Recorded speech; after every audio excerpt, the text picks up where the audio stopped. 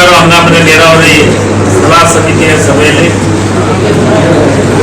ನಮ್ಮೆಲ್ಲ 4 ಜಿಲ್ಲೆಯ ಶಾಸಕರ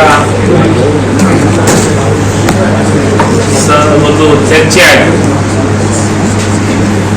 ಕೃಷಿ ಇಲಾಖೆ ಅಧಿಕಾರಿಗಳು, ರೈತ ಮುಖಂಡರು, ಎಲ್ಲ ಶಾಸಕರು ಎಲ್ಲರ ಜೊತೆಗೆ ಚರ್ಚೆ ಮಾಡಿ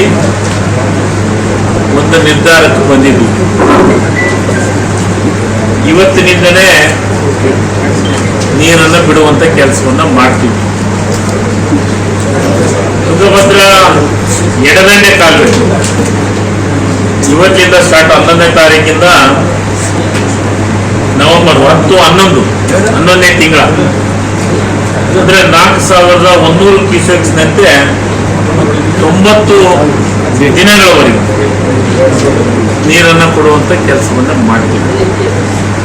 ತುಂಗಭದ್ರಾ ಬಲದಂಡೆ ಅಲ್ಲೇ 1200 ಕ್ಯೂಸೆಕ್ಸ್ನಂತೆ 90 ದಿವಸ ಕೊಡುವಂಥದ್ದು.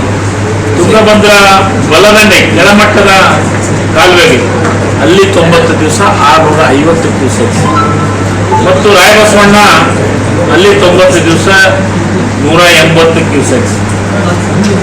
ತುಂಗಭದ್ರಾ ಎಡದಂಡೆ ಮೇಲ್ಮಟ್ಟದ ಕಾಲುವೆ ಅಲ್ಲೇ 25 ಕ್ಯೂಸೆಕ್ಸ್ನಂತೆ 90 ದಿವಸವರೆಗೂ ಅದನ್ನು ಕೊಡುವಂಥ ಕೆಲಸ. ಅದರ ಜೊತೆಗೆ ನದಿಗೆ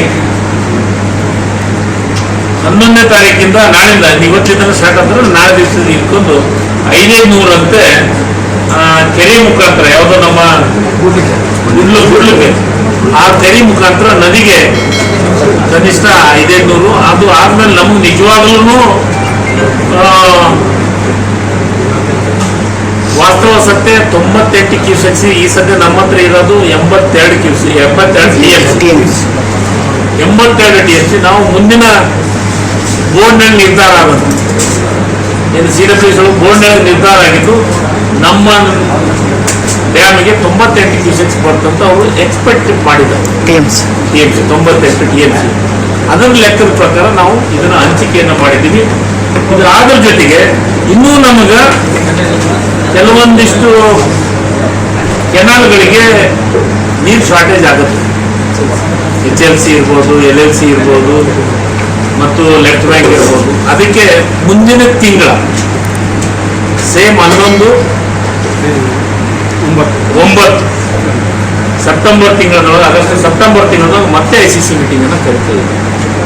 ಅಂದ್ರೆ ವಾಸ್ತವ ಸತ್ಯ ನಮ್ಮ ಸ್ಥಿತಿಗತಿಗಳನ್ನ ನೋಡಿ 90 ದಿವಸಕ್ಕಿಂತ ಹೆಚ್ಚಿಗಾಗುತ್ತೋ ಏನಿದಾಗುತ್ತೋ ಅನ್ನೋದ್ರ ಬಗ್ಗೆ, ಅಂದ್ರೆ 90 ದಿವಸ ಅಂತೂ ಪರ್ಫೆಕ್ಟ್ ಆಗಿ ಕೊಡ್ತೀವಿ ಅಂತ ವಿಶ್ವಾಸದಿಂದಲೇ ಇವತ್ತು ಮೀಟಿಂಗ್ ಅನ್ನು ಮಾಡಿ.